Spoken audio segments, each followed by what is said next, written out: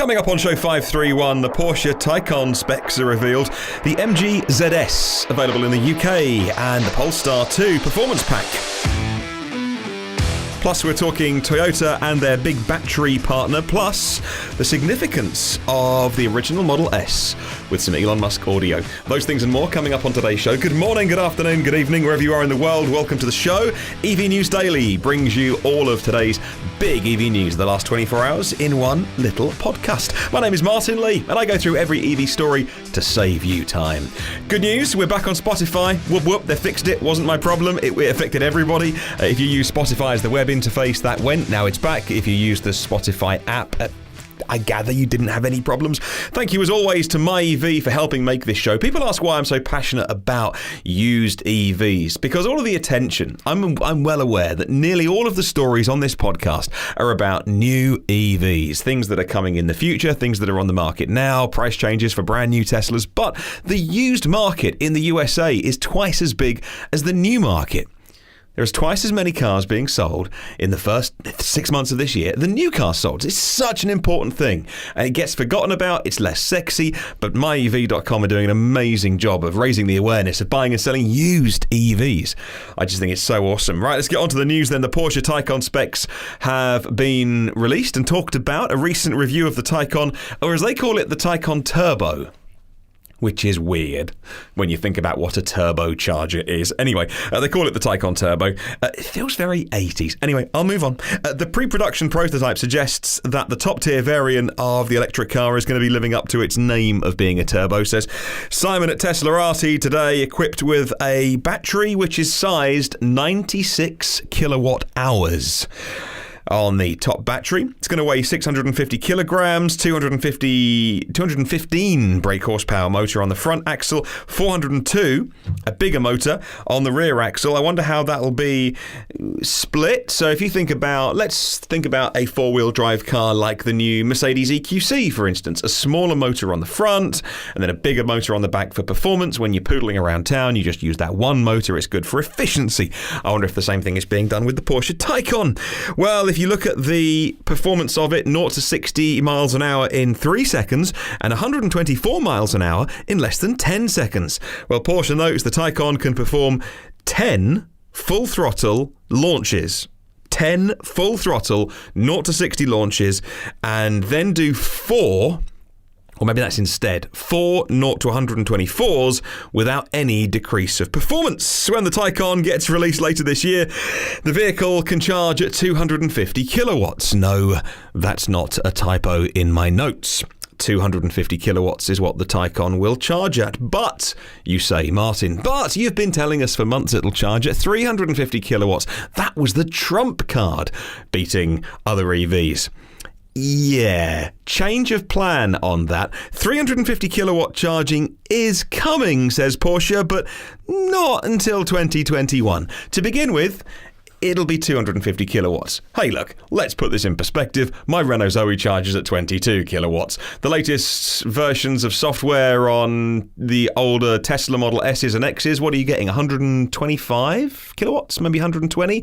If you think about the new Model 3, of course, that will charge at 250 kilowatts on the new Supercharger V3. So, look, 250 is brilliant. It's fast.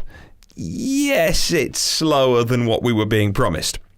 From Inside EVs, who notes that Car Magazine got the specs whilst they were driving and reviewing the car at the Goodwood Festival of Speed. The base Taycan, there's going to be several variants. The base Taycan is 80 kilowatt hours and it's rear-wheel drive with a choice of two motors, actually, a smaller and a larger rear-wheel drive motor.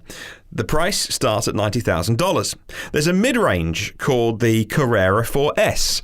Of course, this is a Porsche. You won't be surprised they're calling it the Carrera or even the 4S. That is the 96 kilowatt hour battery and it adds all-wheel drive. Then there's the Porsche Taycan Turbo. That's the same battery size, 96 kilowatt hour. It is all-wheel drive, but the power is upped to that 600 brake horsepower I told you about at the beginning, and it's got a 10-second overboost window. I don't exactly know what that is or how it works, but I'm looking forward to finding out. It reminds me a little bit of the Audi e-tron. The Audi e-trons got a peak boost mode where it will go quickly, but just not for very long. Well, that one's going to be £120,000 or $150,000. The specs include 320 miles of range on the WLTP test cycle. That's 515 kilometers. It's going to have a 2-speed transmission, and that is not unique, but it's certainly rare for an EV. I think if you go way back in the day, actually, I'm not sure whether you're talking a Roadster or when they were developing the S. I know Tesla had a go with multiple geared electric gearboxes, and there's so much torque coming from the motor, so they say it just chewed it up. That's probably not a very scientific or technical way of describing it, which is why there's a single-speed gear reduction motor in the gearboxes of most EVs. But the Porsche Taycan, 2-speed transmission. Why would they do that? Well, because with a single gear, you're often making compromises. So you are, with a single gear motor, you are probably going for really quick acceleration up to 60 or 70. Then it starts to slow down in terms of the rate of acceleration. If you can then, whilst you're still spinning the electric motor in its rev band, you can then change a gear or change your transmission so you get more power from maybe 100 to 200 miles an hour. Again, look, I'm no engineer. I'm trying to explain it in terms I understand, and I barely do. But that's why. Okay, let's move on to the performance of that. 0 to 60, 3.2, 0 to 124, less than 10 is all they're saying. Top speed, 162, but 162 is available without battery overheating, so 162 all day long. So from 100% battery till it grinds to a halt, 162 miles an hour, you could just sit at the limiter and it would do that without any battery overheating. Air suspension, regen braking, of course, all controlled from the steering wheel, and there's a new Taycan Turbo S in the works with 724 brake horsepower, and the Taycan GTS, which is a lighter rear-wheel drive version. The official public unveiling is September at the Frankfurt Motor Show. Loads of Porsche news today, so let's move on to something at the other end of the scale. Not exactly cheap, but certainly more affordable than many EVs. MG Motor, yesterday in the UK, announced its entry into the zero-emissions vehicle market with their first EV, the MG ZS EV. Well, the ZS EV Excite is the lower model. It starts at £28,000 after deducting the government grant and EV grant from MG as well. They're going to put in a matching amount of money. The UK government put in their $3,500. MG do the same for the first 1,000 customers, by the way. MG will match the government grant, so that means you get an on-the-road price of £21,495. That it's not cheap. I don't have £21,000 lying down the back of the sofa, but it's not expensive for a pure EV that you own the battery of that's a pretty good spec. Well, if you go to the very top end, the on-the-road price is $30,495. But again, you'd add in the government grant, the MG grant for the first 1,000, and that's £23,495. Again, that puts you in significantly cheaper territory than the Kona, than the e-Niro. And there are other cars coming soon as well that aren't going to be far off that. The new Renault Zoe, the Zoe 2, whatever we call it, the ZE50. There's the Vauxhall Corsa E. These are smaller cars, by the way. There's the Mini E, there's the Honda E, all more expensive cars that are less practical, have less space, can't put a buggy. You probably could get a pushchair in the back of the Zoe, the one that it's a deceptively big boot. Of course, the Leaf as well, over £30,000. The Leaf 62 kilowatt hour, but you are talking a bigger battery. So this is in comparison to what you could buy a cheaper car. There's a 7-year warranty. There's a WLTP range of 163 miles. There's rapid charging up to 78 kilowatts, I believe. A couple of my Twitter pals forwarded me on some specs, so thank you for that. There's a colour touchscreen, Android Auto, Apple CarPlay, Bluetooth connection, streaming, DAB radio, water-cooled battery, so you can do frequent and multiple rapid charges. On a long journey, the battery won't overheat. Deliveries begin soon, September this year. Customers wishing to make sure they get one of the first 1,000, if they're not already gone, can get their deposit in of just £500 on the website mg.co.uk/electric. Mark Kane for Inside EVs points out some production considerations. He says it's hard to say how much the demand for the MG ZS EV is in the UK, but the Chinese factory that will be making it, yes, oh, by the way, they will be made in China. The Chinese factory that's making it is capable of producing 300,000 vehicles every single year. It's a big old factory. Of course, they won't make that many of the EV version. They wouldn't be able to get the batteries. That would mean 13 gigawatt hours of batteries if they were at full capacity. Let's say Let's get to the first 1,000, eh? Right, move on and let's talk Toyota. Toyota and CATL enter a series of collaborations. Toyota's announced the cornerstones of a new battery collab with CATL, Contemporary Amperex Technology Limited. It includes not only a stable supply of batteries for Toyota, but also the development of new battery technologies, says Electrive. Apart from the battery cell supply, they say, in development, the deal foresees the improvement of product quality and the recycling of used batteries. CATL, not only one of China's most important battery makers, with a share of 16% of the market. CATL is the market leader for EV batteries since 2017. So big news there with Toyota. It's people kind of forget because of the whole hybrid thing, which is fine. That's Toyota's way of doing it. They want to skip EVs. They want to go to hydrogen fuel cell vehicles, and that's Toyota's call, right? They make no full EVs. They make hybrids. They call them self-charging hybrids. I think you know my feelings on that. Rumors suggest, by the way, some industry sources are suggesting that Toyota are about to go through a rebrand and rebrand the word hybrid to electric. So they will call their hybrids Toyota Electrics. Well, because technically they have electricity in them. I mean, you can't sue them for it because technically they're right. They do feature a battery. Even 48-volt systems feature a battery, so you could call it electric. Will it persuade more people to buy a car? Maybe. Will some people buy a car and make a mistake thinking they're buying an electric car? Possibly. I mean, if I were Toyota, I wouldn't want to be duping customers. I'm sure that's the last thing on their mind. They're an honest company. When you think about the size of Toyota, they don't make these decisions by mistake. But man, I hope that rumour doesn't turn out to be true, because I think it would be slightly less than ideal in terms of educating the public, in terms of what's an electric, what's a hybrid, what's a plug-in, all those kind of things. Let's move on to a car making some big noise, the Polestar, but not Polestar 1. Because that's the one with the engine and the battery. This is Polestar 2. This is the full electric. Volvo's high-performance spin-off, by the way, if you're new to the podcast and wonder what Polestar is.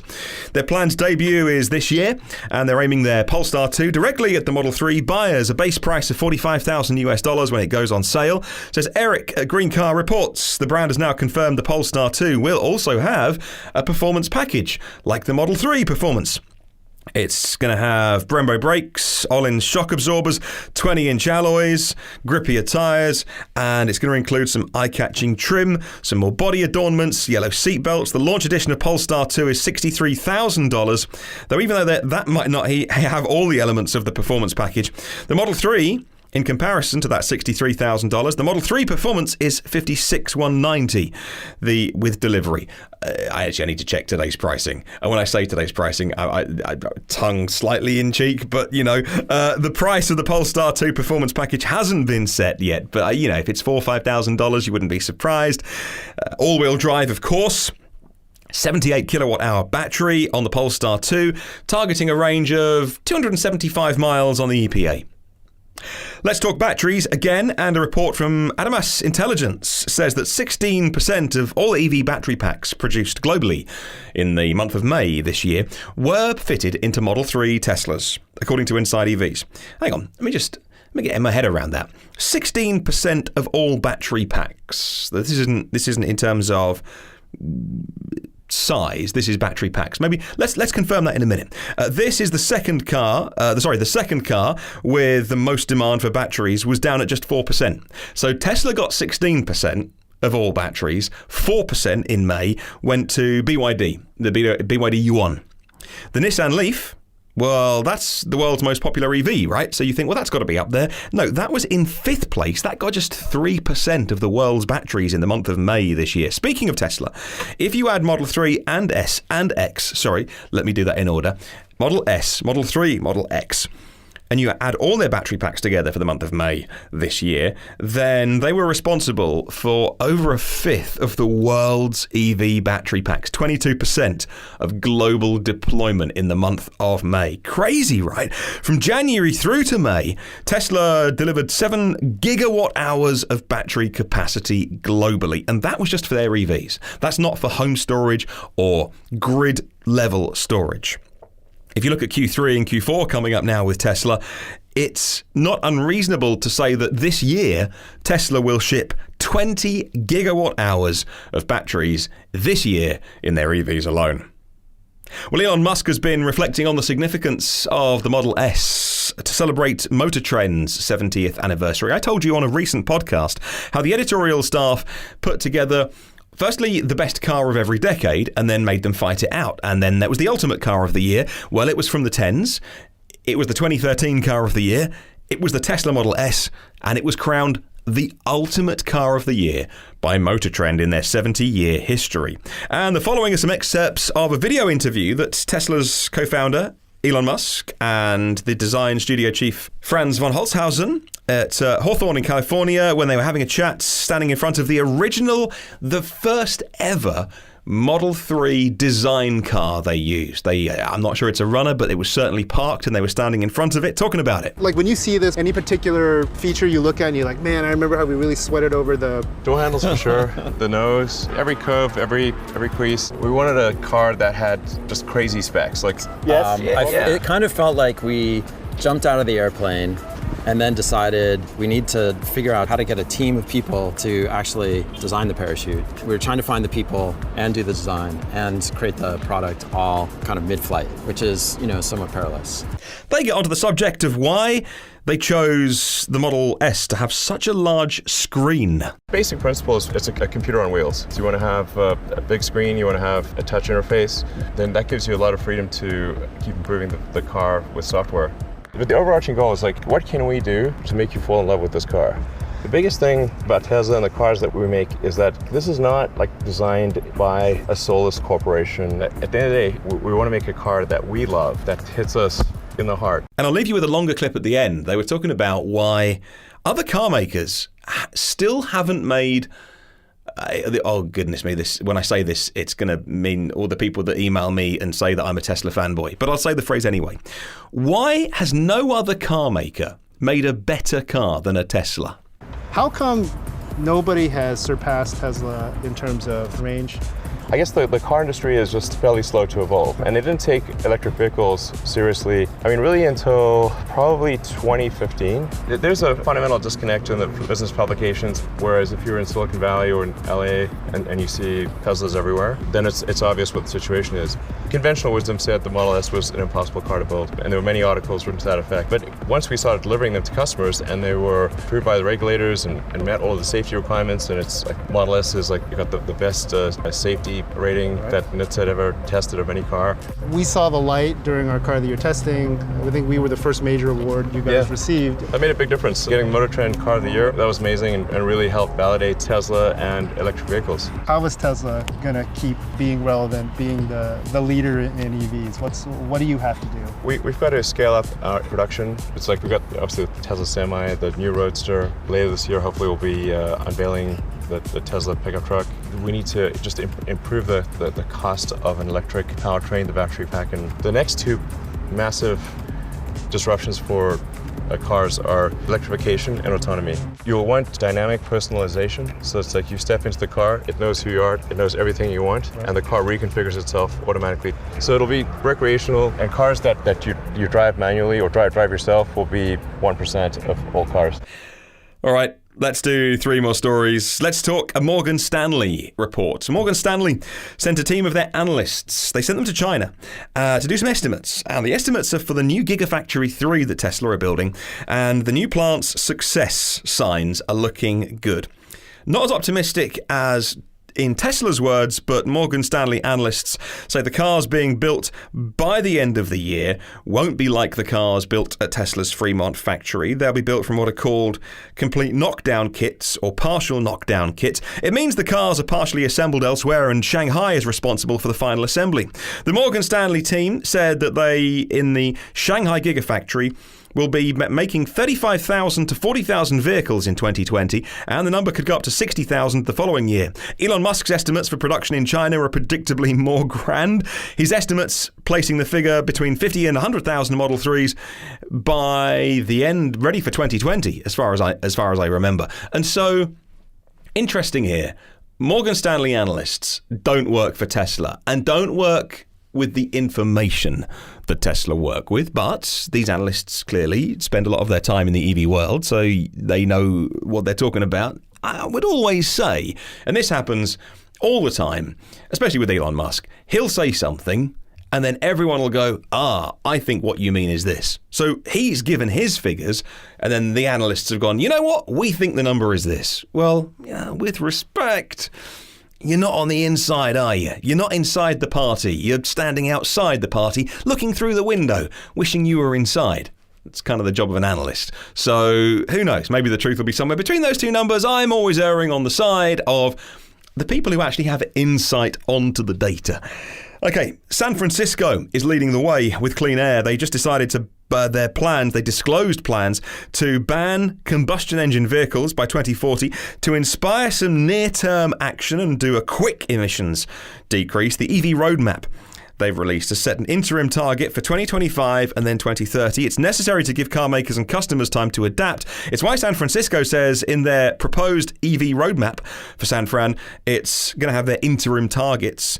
San Francisco said this, and I quote, "These targets aim to rapidly electrify vehicle miles traveled while reducing total vehicle miles traveled by increasing the share of sustainable trips. The targets aim to reduce the sale of new gas and diesel vehicles, with all remaining new car sales being electric by 2030. End quote. Finally, Honda's first electric car is open for pre-order here in Europe. If you want the Honda E, you can get one. It's had a special platform created for it that's going to be the basis for other smaller EVs. But now Honda is working on an EV platform for larger models. So whereas Volkswagen's EV platform, they say, will do everything from a small car to a big SUV, Honda are going to have two. It's worth noting, by the way, Honda's new Honda E not for sale in the US. Their new global E platform is going to be put in action before 2025 to enable a large number of body variants like sedans, saloons, as I would say, SUVs and others to be fitted with the batteries and the engines. The basic setup will be an EV rear-wheel drive, but a four-wheel drive EV should be possible. The small Honda E is aimed at the European markets and the Japanese domestic market. I almost forgot to say that. The small electric car is too small to appeal to USA buyers, according to the people who know what they're talking about. I think there's loads of people, who think that all cars in the USA have to be SUVs or trucks because everyone's living on a farm in Texas herding cattle. There are so many, particularly of the coastal big cities, where, a small, funky, little city urban car would be absolutely perfect. It's kind of discriminating against those areas to presume they wouldn't want to buy that car just because it's America. Well, the new architecture is going to be able to accommodate cells from different vendors like Panasonic and CATL. Only Panasonic cells are going to be used in the Honda E that is coming to Europe and Japan. The flexibility of the cells allows production with local battery cells. Those ones made in China can be used in this new platform as well. So Honda got one eye on the future. And look, when I say the future, I mean 2025. And it's always one of those things I love giving you good news. I love giving you good news on this podcast. And then I think, 2025, 6 years away? Really, Honda?